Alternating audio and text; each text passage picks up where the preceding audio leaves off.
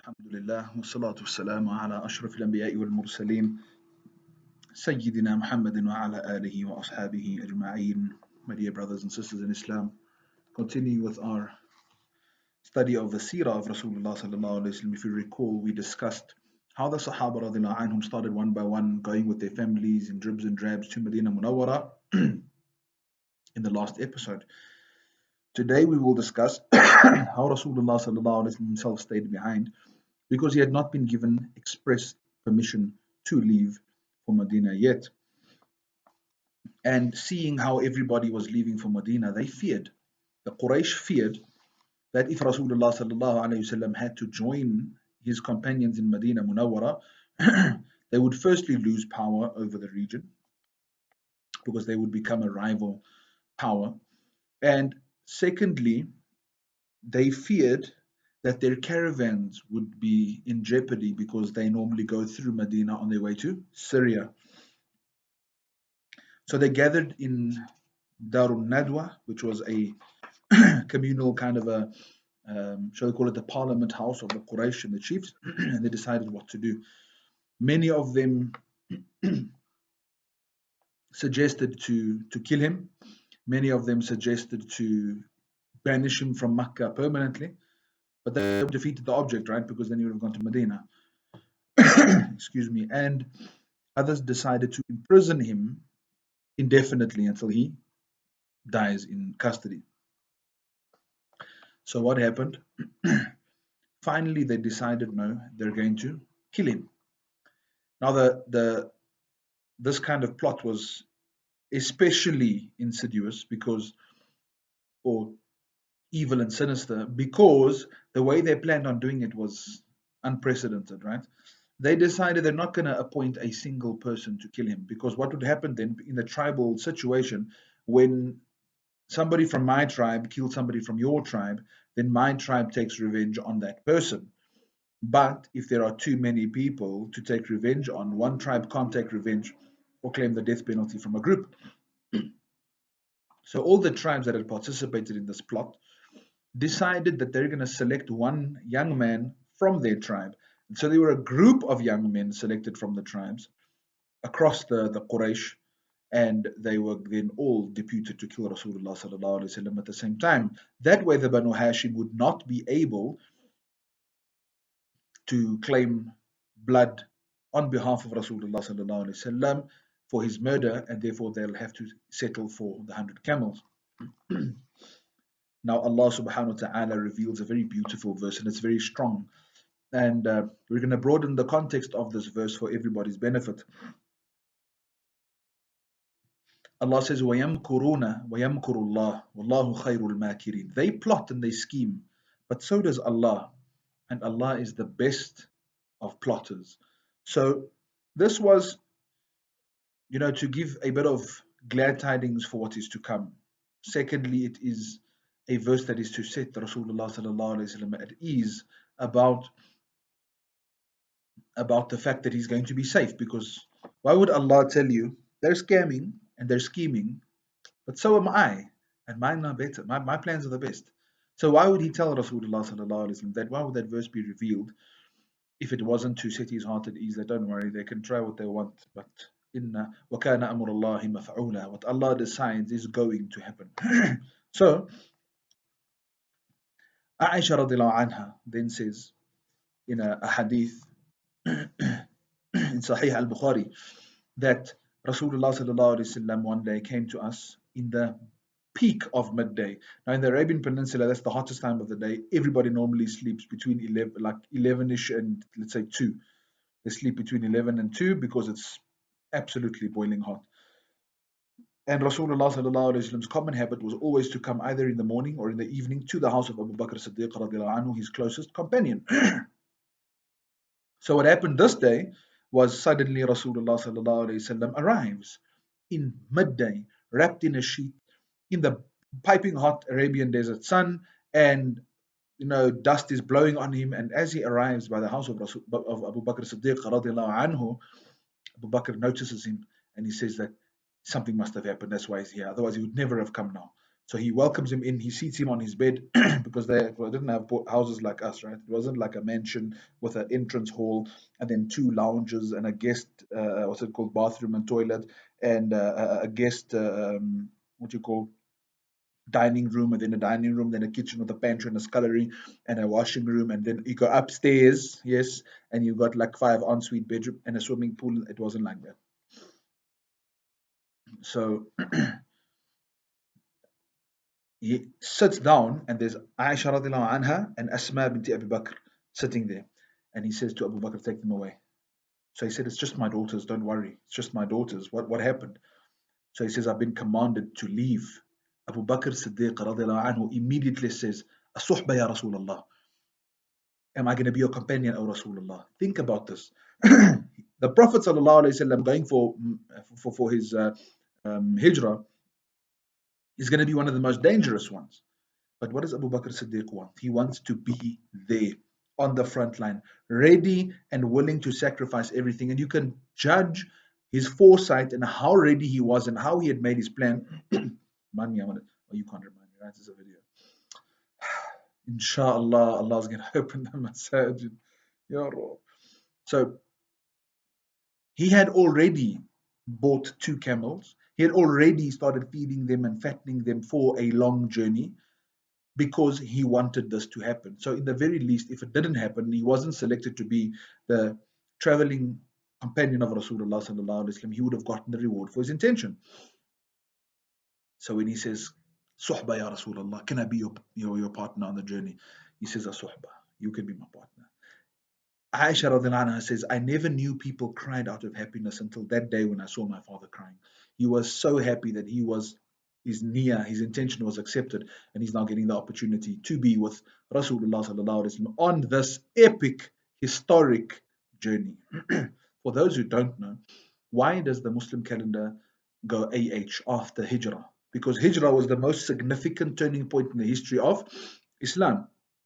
Even before the conquest of Mecca, it was the first most significant turning point in the history of Islam. Even the birth of Rasulullah sallallahu alaihi wasallam wasn't selected because it wasn't sure, it wasn't certain, right? It was just generally known approximately in the year of the elephant, or he was born in the same year of the elephant. But this was a known date, everything was set. And therefore, when Umar bin Khattab radiallahu anhu decided, let's select a means of calculating our history. They sat down and they decided that the most significant thing in the history of Islam, the first most significant occurrence, was the Hijrah, and everybody agreed and they selected Hijrah. Therefore, you will hear 2 years before Hijrah, 5 years before Hijrah, 2 years after, 5 years, 7, like that. Okay, so Abu Bakr Siddiq radiallahu anhu decided that he told Rasulullah sallallahu alaihi wasallam, the camels are ready, and this one is for you. What did Rasulullah sallallahu alaihi wasallam do? People like me would have been like, "Ah, shot, bruh. Shukran, man. Allah bless you, so I don't have to spend my own money." He said, "No, no, no, no. I want to spend my own money in the path of Allah." Think about that. Remember, what you invest in ultimately consumes your heart. If you put your money in the bank, you're going to worry about the bank. If you put your money in property, you're going to worry about property values. If you put your money in akhirah, you're going to focus on your akhirah. That's just how the heart works. Your heart is inclined to where your wealth is. If you've invested in the akhirah, you will slowly but surely start inclining more and more to the akhirah. May Allah bless us with the tawfiq and ability to spend. So they hired a man by the name of hold on, his name is, I've just skipped my mind now. Abdullah bin Urayqit, if I'm not mistaken. Anyway, it was, we'll get the name, Abdullah bin Urayqit. No.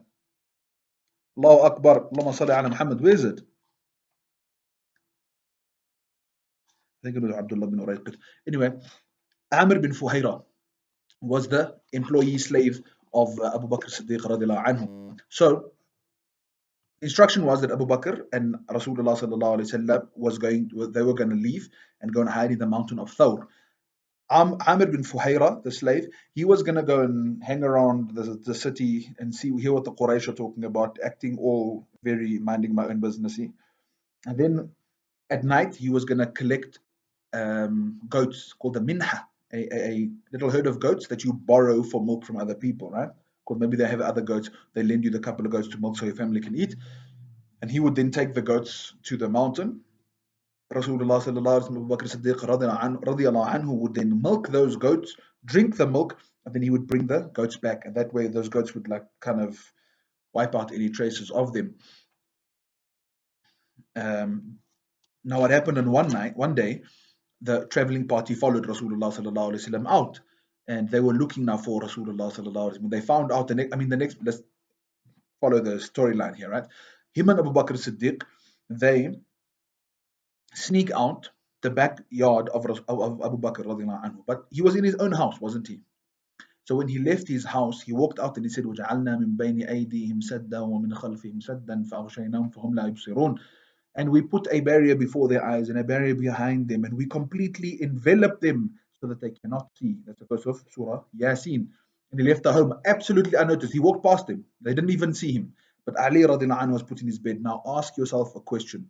Can you imagine how reliable Ali ibn Abi Talib was, that Rasulullah sallallahu alaihi wasallam put him in his bed the night that he was to be assassinated, knowing that that was the night I'm supposed to be assassinated. Ali also knew this man is going to be assassinated because they're all going to gang up on him the next morning. He said, but Rasulullah sallallahu alaihi wasallam told me, meet me in Medina. He said, I knew I was going to meet him in Medina. He wouldn't have told me, meet me in Medina, if I wasn't going to do it. So I slept like an absolute baby. A lot of parents are going to be like, babies don't sleep at night. I slept like a legend, okay, that night. Best sleep of my life that night when I was in the bed of Rasulullah sallallahu alaihi wasallam, because he told me I want to meet him there. Next morning, when he walks out the house, they all jump thinking it's going to be Muhammad sallallahu alaihi wasallam, and it's Ali. So they grab him, they ruffle him up a bit. Where's Muhammad? He's like, he's gone. Now everyone's in a flat spin. Send out the search parties. They go out. In the meantime, that night, Rasulullah sallallahu alaihi wasallam, Abu Bakr Siddiq radiallahu anhuma, they had sent the camels to this Abdullah bin Urayqit, if I remember correctly. We'll see his name here again now. Yeah, Abdullah bin Urayqit was the guide. They left the camels by Abdullah bin Urayqit. He had now kept it there for them, and they were going to sneak out. They snuck out the back door, and there was a little gap in the like kind of a wall of Abu Bakr radiallahu anhu. They snuck out there, and off they went at night. Now through the city, the streets of Makkah Mukarramah, you know people are checking for you. They're gonna look for you, but this is now Ali's in your bed sleeping. They're waiting for the next morning. You sneaking out the back way, and he turns around, La ilaha illallah, and he looks at Makkah Mukarramah. Listen to these beautiful words. All praise is due to Allah who created me, prior to which I was non existent. O Allah, help me overcome the terror of this world, the fluctuations of time, the hardships of the nights and days. O Allah, be my companion on this journey, my successor over my family, meaning look after me in this journey and my family whom I've left behind. And bless me in that which you have provided for me. Make me humble for your sake. Make me upright in my character and make me beloved to you. Do not make me dependent on the people. O Lord of the weak ones, and you are my Lord, I seek refuge with your noble countenance, for which or due to which the heavens and the earth are illuminated, due to which the darkness is dispelled, and upon which the matter of the everyone who went before and everyone is to come rest. I seek your protection in this nur from your anger befalling me, from your wrath descending upon me. I seek your protection from the termination of your favor upon me, from the suddenness of your wrath, from the departure of good health that you have blessed me with, and from all of your anger befalling me. It is your right that I should strive to please you as much as I am able to do, to the best of my ability, and there is no power or might except with you. When he was about to leave the marketplace, he turned around and he said, O Makkah, you are indeed the best of Allah's lands and the most beloved to Allah's lands. And wallahi, had I not been expelled, I would have never left you. So you can understand, even Bilal radiallahu anhu, wallahi, beautiful poetry. He would sit in Medina with tears in his eyes. And then he would read poetry about the idkhir, the beautiful grass of Makkah Mukarramah. It's a special type of grass that you boil, and then you can use it as like a soap. There's a very nice smell, and it has a cleansing effect. They use it as shampoo. And he would sit and cry and cry. And that's when Rasulullah sallallahu alaihi wasallam, as we learned in the previous lesson, made dua for Allah to make Medina beloved to them, more beloved than Makkah, right? So Now they have arrived in the cave, okay, and they're waiting there. The goats are coming every night with Amr ibn Fuhaira. He's coming to give them the milk every night, then he goes back home. And why? Because he's now been eavesdropping the whole day. And by the way, this type of eavesdropping is permissible because it's part of surveillance. It is part of, what's the word? I'm not going to say espionage. I'm going to say intelligence. It is part of intelligence and it is a part of Islam. So he would collect intelligence the whole day, listening to what the discussions were in Makkah and who had gone out and which direction they'd gone out, etc., etc. And then he would come at night and he would tell them everything. Um, so one morning, some of the search party, the agents of the search party, they arrived and they got confused because randomly we followed what we assumed was the footprints and the droppings here and the everythings, and we end up on a mountain, Mount Thawr, and it's difficult climb. For those who've been for Hajj and Umrah, you'll understand what I'm saying to you. Brothers and sisters, it's a serious, serious climb. So they get to the top, and there's the cave. And the cave isn't like an open, it was, you go down into a hole, and then you're in the cave. So when they arrived there, Allah subhanahu wa ta'ala had gotten a spider to spin its web around the mouth of the cave and a dove to lay an egg in a nest just outside the cave. And because these were skilled trackers, they looked at the web and they saw the tree, and they looked at the nest, and they saw inside there was an egg, and the egg was still warm. They said, impossible, nobody could have come here besides or before us, because if somebody had been here before us, the web would have been broken or not spun at all, because had the web been there when they arrived, they'd have broken it, and had they arrived and there was no web, a spider wouldn't have spun a web around the mouth because there'd have been movement inside. And had somebody come past here, a dove wouldn't have felt comfortable enough to lay an egg, and the egg wouldn't have been warm. That means that the dove was sitting there when we arrived. So the dove flew away, the egg is still warm. He couldn't have been here. No one here. Turn around and walk down. But they're sitting in the cave and they're seeing the feet of these people. Abu Bakr Siddiq radiallahu anhu is stressed. And he says, Ya Rasulullah, if they just look down, they're going to see us. So he looks at Abu Bakr Siddiq, Allahu Akbar, and Allah mentioned in the Quran, ثَانِيَ اثْنَيْنِ إِذْ هُمَا فِي الْغَارِ. One of the two, when they were in the cave, إِذْ يَقُولُ لِصَاحِبِهِ, when he, Muhammad SAW, said to his sahib, the only person who has been called a sahabi in the Quran, Abu Bakr Siddiq radiallahu anhu, he said to his sahib, لا تحزن إن الله معنا. Don't stress, Allah's with us. The hadith says, Ya Abu Bakr, ma dhannuka bithnayni, Allahu thalithuhuma. Abu Bakr, what do you think about two people when Allah is the third one? Can anything happen to them? He said he was completely at ease after having heard that. They left and they carried on looking for Rasulullah sallallahu alaihi wasallam. After 3 days, this Abdul Urayqit arrived on the scene, and he fetched Rasulullah sallallahu alaihi wasallam, Abu Bakr Siddiq radiallahu anhu, and they carried on their journey. They didn't take the standard route because the Arabs were generally scared of the ocean and scared of water for some reason due to their superstitious beliefs. They took the ocean route. So they were going all along the coast to Medina Munawwara.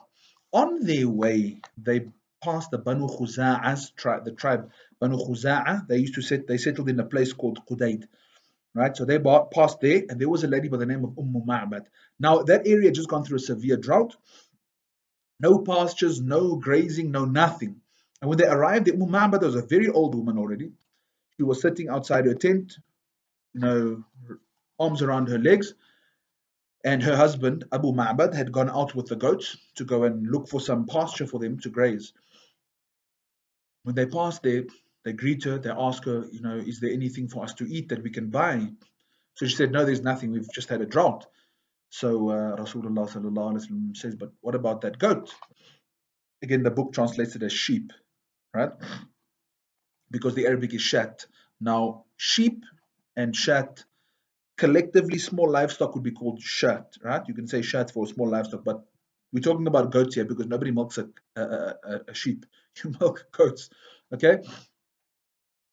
So he asked, what about that goat? So she said, you can see that goat. That goat has got no life. That it's like falling apart. It's the one of the few goats that we have left after the drought. So he said, can I try to milk it? So she said, go for it, brother. If you can find milk in that, you can have all of it. So when he gets to the goat, he passes his hand over it. He passes his hand over the udder, and he makes dua to bless the goat and bless Ma'bad in the milk. Right? Allahu Akbar. The goat opens its legs to stand as though it's getting ready to be milked, and the udders fill up, and he milks an entire container full, and he gives it to Ma'bad. She drinks as much as she can fit into her stomach. Now imagine this has now been drought. She hasn't had something to eat properly for a long time, and here she gets fresh milk straight out of a goat's udder. For those who have tasted goat's milk, it's a bit of an acquired taste, I'll admit, right? But it is very refreshing. Plus, it's very healthy as well, by the way. Plus, for a lady who had just gone through a drought, and the area people haven't had proper food, and you're getting like a massive jar of fresh goat's milk. It's absolutely amazing. So what happens? She drinks to her full. Rasulullah sallallahu alaihi wasallam passes the cup around, and everybody else drinks to their full. And he milks another container for her, and he gives her the container, and they leave. And then what happened? Abu Ma'bad arrives with his little goats that he had gone. They were so thin that they were like wobbling in the way they were walking. And Allahu Akbar, he sees the little container with the milk in. And he says, Muhammad, where did you get the milk from? So she said, Wallahi, from this sheep here. A blessed man came past us, from this goat, sorry, not sheep, this goat. A blessed man came past us, and he milked this goat, and it came. Who was this man? Describe him to me. And she goes into what is recorded as one of the most detailed descriptions of Rasulullah sallallahu alaihi wasallam. He was fair. He was extremely handsome. From all the people coming, he would stand out the most because of his beauty. He had a radiant face. He would speak in a moderate amount. He wouldn't speak too much. His eyebrows were thin and separated. His eyes were adaj, meaning extreme. The iris was extremely black, and the white was extremely white, like stark, contrasting black eyes. And what else? He wasn't so tall that he really stood out, but he wasn't short either that people could look down on him. And she said, "What can I tell you? He was one of the most handsome people I've ever met." And Abu Ma'bad says, "It must be the same man that they're talking about in the Quraysh." So he says, "Wallahi, if I get a chance, I'm going to become a Sahabi." Think about this. How beautiful was that story? Allahu Akbar. We will continue with the journey, because now, next week, inshallah, they leave Ma'bad's place. They get to them on their journey. They arrive by a place. Abu Bakr Siddiq radiallahu anhu, sometimes in front, sometimes in the back, sometimes on the right, sometimes on the left. Rasulullah sallallahu alaihi wasallam asks, "What are you doing?" He said, "Ya Rasulullah, I'm worried for you. I'm scared something must happen to you. Rather me than you. You and me, hide behind Muhammad sallallahu alaihi wasallam. If an arrow must come, bro, it must come, but just not for me." Think about that.